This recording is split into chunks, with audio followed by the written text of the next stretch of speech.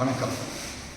ஆதிபகவன் திருவடிகளை என் மனம் மொழி மெய்களால் வணங்கி இன்றைய திருக்குறள் பாடத்தை தொடங்குகிறோம்.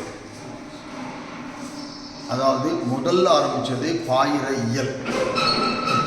திருக்குறள் அப்படிங்கிறதுக்கு உண்மையான பெயர் முப்பால் என்று அறிஞர்கள் கருதுகிறார்கள். முப்பால் தான் அவங்களுடைய உண்மையான பெயர்.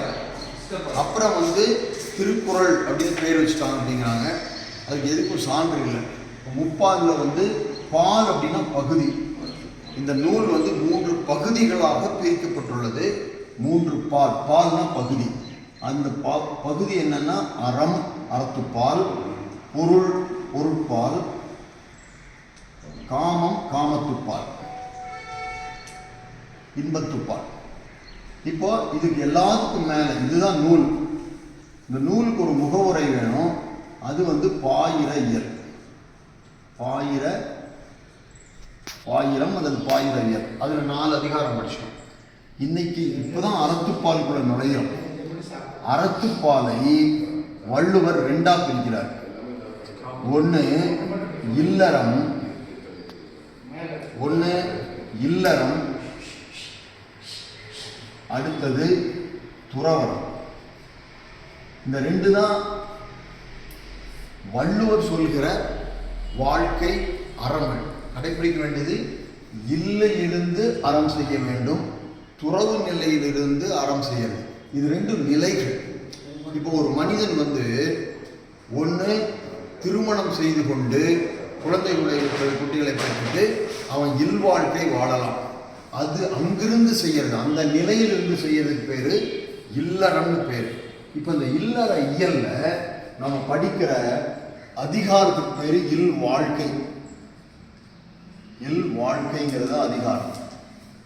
இந்த இல் வாழ்க்கைங்கிற அதிகாரத்துல ஒரு குடும்பம் இருந்தா அதுல 3 உறுப்பினர்கள். 1 கணவன் அல்லது தலைவன், 2 மனைவி, 3வது மக்கள். இந்த 3 பேரும் சேர்ந்தது தான் குடும்பம். இந்த குடும்பம் தான் ஒரு சமுதாயத்துக்கு அடிப்படை.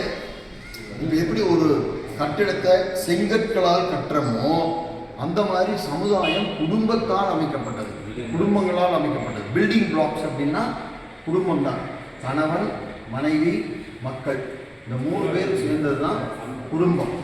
இதுல கணவன் அப்படிங்கிறதுக்கு வள்ளுவர் பயன்படுத்தக்கூடிய சொல் இல்வாழ்வான். இல்வாழ்வான். மனைவிங்கிறதுக்கு இல்லாள். இல்லான் அப்படிங்கிற சொல் இல்லை, இல்வாழ்வான். மக்கள் மக்களே தான். இல்லாள், இல்லாள், இல்லாள் இன்னும் போட்டு மனைவிக்கு இல்லாள், மக்கள். சரி, இப்போ இல்வாழ்வான் என்பான் அப்படிங்கிறார். அதாவது இல்வாழ்வான்னா கணவன் அல்லது குடும்ப தலைவர்.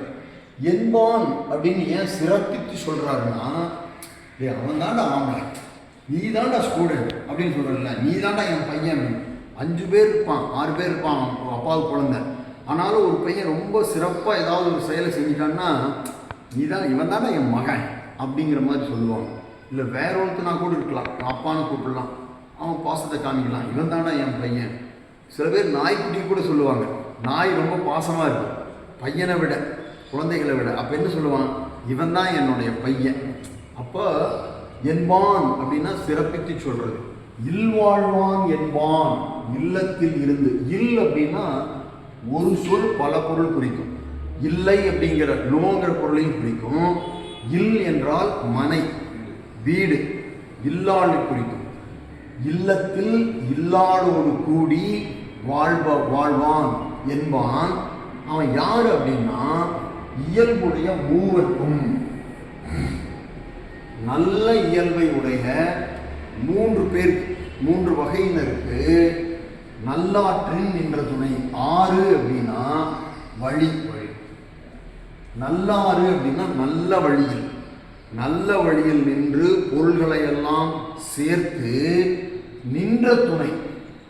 நின்ற துணைனா அவன் ஸ்டெடியாக நிற்கிறான் அப்படின்னு சொன்னால் என்ன அர்த்தம்? அவன் உறுதியாக நிற்கிறான், ஆடாமல் அசையாமல். இவன் நின்ற துணைனா இந்த 3 பேர்த்துக்கும் இவர் உறுதியாக துணையாக நிற்பார். அது யார் அந்த 3 பேர் அப்படிங்கிறத பார்க்கணும்னா அடுத்த குறளுக்கு போகணும். அடுத்த குறள் நாளை பார்ப்போம். நன்றி, வணக்கம்.